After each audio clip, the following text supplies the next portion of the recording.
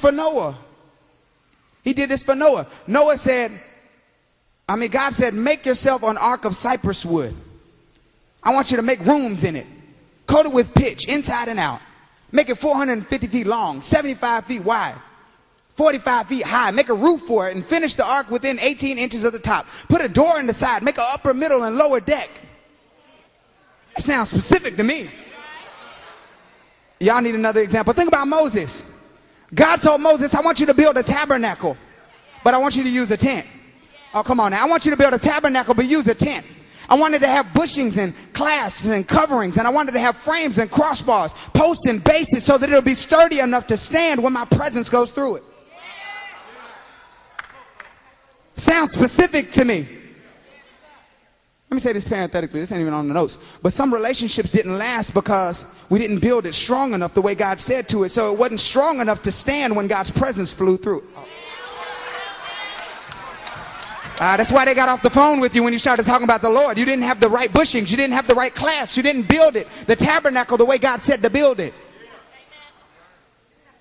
That's all right. Amen. God can give specific instructions because he knows the best way to do things. Jesus gave these disciples specific instructions. Specific instructions. Because he had an intimate knowledge of everything that they would need to complete the task. Intimate knowledge. Notice that Jesus described the way to them, but he didn't walk for them. Put a pin on this, please. He described the way. We're talking about the manifestation and increase now, and I want you to see it before December 31st. He described the way to them, but he didn't walk it out for them. Look at your neighbor. Look at your neighbor. Don't touch him. Don't touch him. Don't. Matter of fact, don't say anything to him, because they're like, this is one of them preachers that tell me to talk to my neighbor all day. Like, I ain't gonna tell you to do that. But look at him. I guarantee you that somebody in here is looking at somebody else who wants what the Lord has told them about, but doesn't want to have to be the one to do it. Now, if you smile, your neighbor won't know that you're the neighbor that I'm talking about this morning, but somebody doesn't want to have to do it. We want to see peace in our relationships, but we don't want to apologize.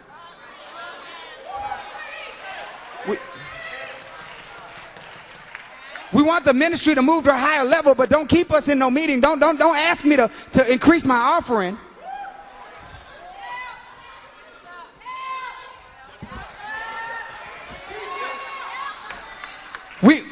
We want to see our finances prosper, but we don't want to stop spending our money like we crazy. Living above our means, trying to keep up with the Joneses when the Joneses don't care anything about you.